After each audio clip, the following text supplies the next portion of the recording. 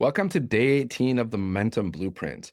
And today we're talking about the power of weekly newsletters and why email marketing is still one of the most valuable skills you can learn if you want to build a real sustainable online business. No matter what you're promoting, selling, or building, newsletters help you build trust faster, stay top of mind, and guide people toward taking action without feeling salesy or pushy. A lot of people think email marketing is outdated or they believe social media alone is enough. But here's the truth. Social media gets attention, email builds relationships.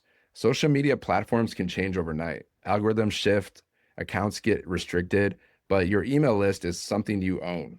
When someone gives you their email, they're giving you permission to show up in a more personal space.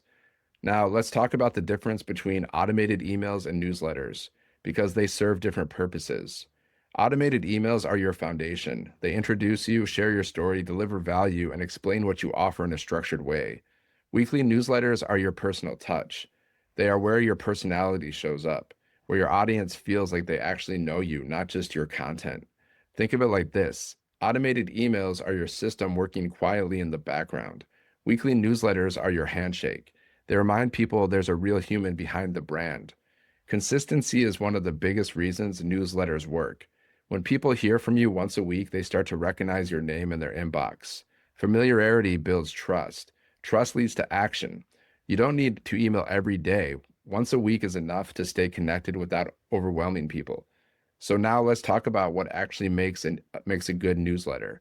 This is where most people overthink things. A newsletter does not need to be long. In fact, 3 to 5 short paragraphs is often perfect. The goal is not to impress people with how much you know. The goal is to help them feel seen, supported, and guided. A simple newsletter structure looks like this. Start with a relatable opening, something you learned, noticed, or struggled with. Then share a short lesson or insight, something practical they can apply. Then end with a gentle call to action.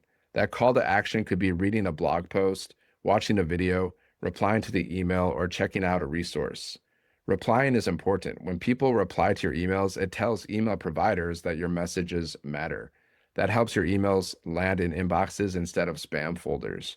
But more importantly, replies create real conversations, and conversations build relationships faster than broadcasts ever will. Now let's talk about subject lines because subject lines are everything. If your subject line doesn't get opened, nothing else matters.